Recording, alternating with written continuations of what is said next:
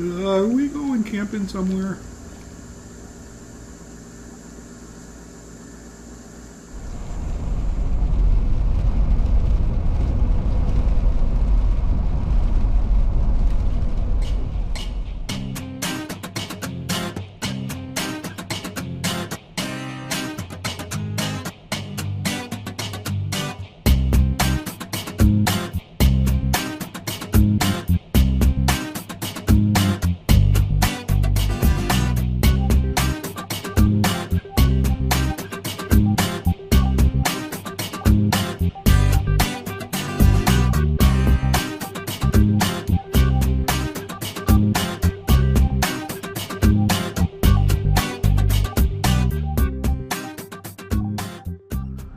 Well, there's no waiting at the boat ramp.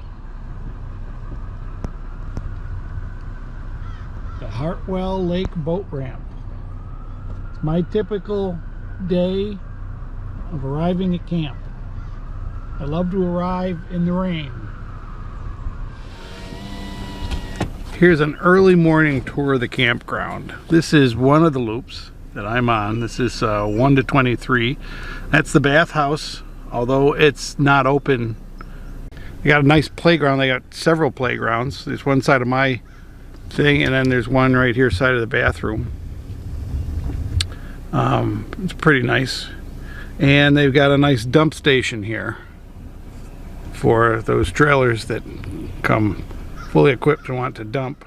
Just this is first light, so there aren't many people up, which is the best time to do it. And here's sites 1 through 8. We'll go through this little loop, and they've got a stop sign here with a birdhouse on it. I like that. That's cool. Don't know that that's birds, but this is really a lake fishing campground. This is for people who come to fish. All the motorhomes seem to be tugging trailers with boats on them, bass boats, and all the fifth wheels, which is, this is fifth wheel heaven here, are all on and pull throughs, and I think they have people with them with boats. And they're a little nicer than mine. And there's 14 and 18, and I don't know how they get in and out of there without going through each other's campsites. It's a little weird. They're pull through campsites, and here's a neat little casata. It looks like a brand new one. I don't think that's a casata though. What is that? We'll have to stop and talk to them, because that's a neat little trailer down there. And then here's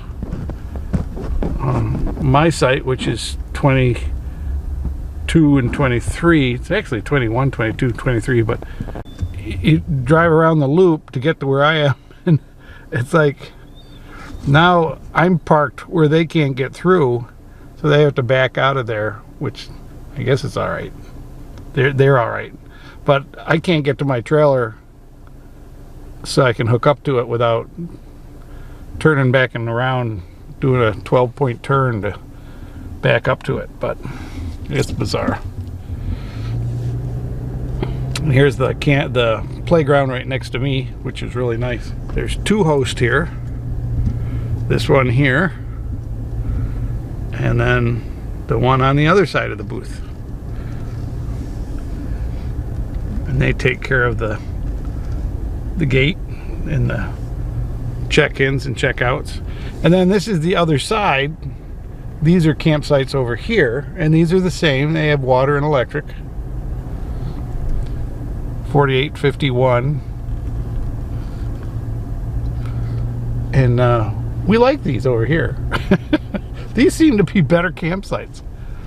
29 to 41. And they've got the areas closed. But these are nicer sites, in my opinion. They're a little farther apart. They're a little nicer level. But these are nice sites. They're, like I say, water and electric.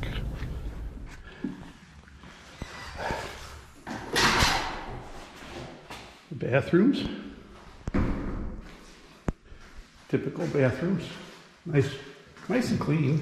The showers are a little lacking in some things. Like there's no hurting in one and there's no hooks in the other, so. Yeah, I got a little tiny bench between the two of them.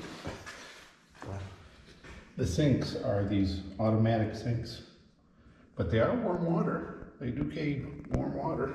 That's pretty nice. Got one little tiny hand dryer. A boat launch site, which isn't all that huge. Let's see, what's it got? 1, 2, 3, 4, 5, 6, 7, 8, 9, 10, 11, 12, 13, 14. 14 parking spots for boats, trailers. And then the boat launch is little. It's a pretty tiny little boat launch. Here's my cousin, but we're at the Hartwell Dam. Damn, it is big. The concrete dam is extremely huge, but the dike that encloses the whole lake is just huge. It's just forever. It goes for miles, so it's pretty neat. Must generate a lot of power. Right down the river from the dam is the Georgia River Campground. $10 per night, 15-day limit. There's no facilities, I assume, but maybe we'll walk in there and take a look. It's a pretty nice little campground. Every campsite has a garbage can, picnic table, and a light pole and a fireplace. There's no electricity, but there's water, and there's a, looks like a pretty big bathhouse. I can't get into it since it's closed, of course. For 10 bucks, I suppose if it's got flush toilets, that's pretty good. Which it should have electricity. It's half a mile from a dam. Come on. Here is the bathhouse for this little campground. Looks a little old, but it looks pretty big. And here is this pay station that looks pretty high tech, and it must have all sorts of prices for different things. If you're just gonna use the bathroom, or you're gonna take a shower, or you're gonna stay the night, or whatever, I don't know. It's pretty high tech. They do have drinking water, not at the sites, but along the road to the sites. These are the sites. They look pretty nice. I mean, they're basically your standard old-fashioned National Forest sites. Oh, and this is typical of Georgia. They have gray water disposal sites where you can dump your gray water if you've got wash water and stuff. That's pretty cool. I like that. That, you know, it makes me feel better. But some of these sites are pretty big, like that one right there. So they have a number 8. And number 7 right next to it is pretty short and fat. But it's plenty big enough for an A-liner, of course. Especially at number 5 over here. This is a pretty nice campground, number 5 campsite. Let's me stop talking and you listen to those frogs.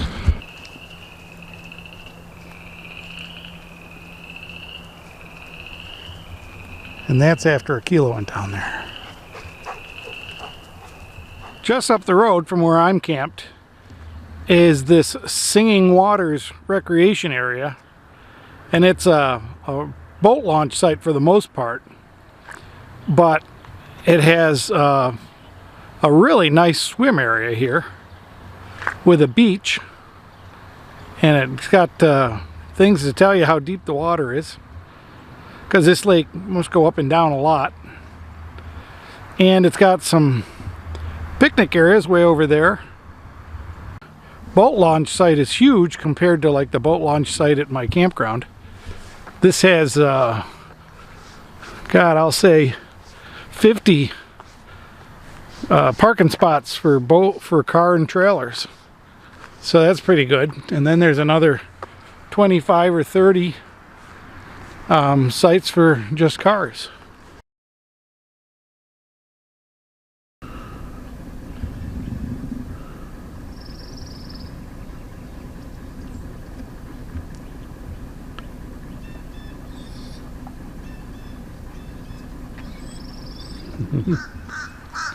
The Hartwell Lake Dam and area has this beautiful visitor center that has information on the waters and the history and all that, but it's closed for COVID until further notice.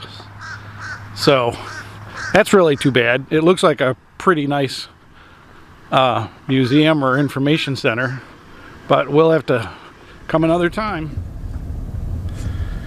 And next to the visitor center is a picnic area, and it goes out onto the, not the dam, but the dike that's part of the dam. And there's like a bicycle trail you can ride your bicycles on, which I think it's probably a mile. It's a long way around the dike. Let's see if we can see it out here on in the picnic area. But this is a pretty nice little picnic area, and they've got restrooms. Who knows if they're open? They've got signs on them that say something about COVID. And a boat launch. I think it's the biggest lake in the Georgia. This is the dike, and at the top is a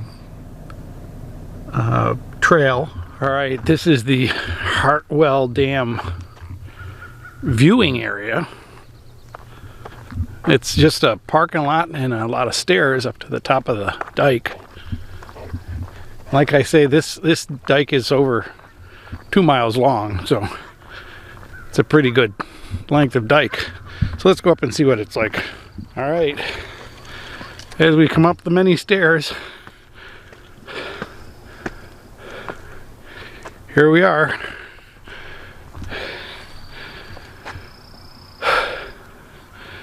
I guess maybe you can, but this goes on a long way. Here's the dam from the viewing platform.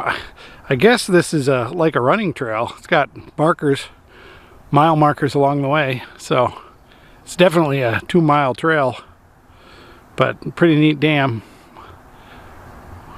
We'll continue to go. Well, we got down to the dam and it's fenced off. You can't get over on the dam, probably to keep terrorists off the dam, of course.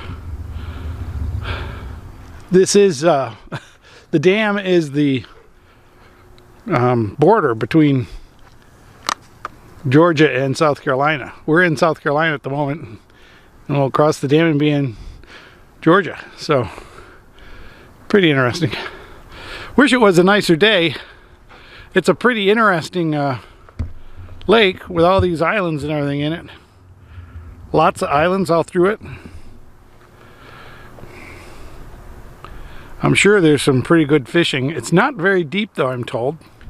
One of the nice things about this campsite is that it's just about 3 miles from town, and the town is big enough to have everything you need, Walmart and Home Depot and everything. And I went in for breakfast.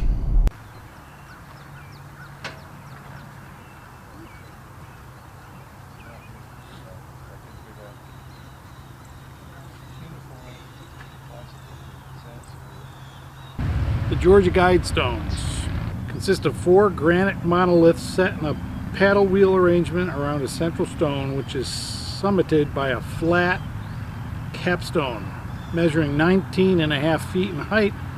The stone consists of 17.5 feet in width and is a diameter of 65 feet. The overall weight of the 951 cubic feet of granite, 237,746 pounds. A ground marker west of the guidestones provides additional data and covers a buried time capsule.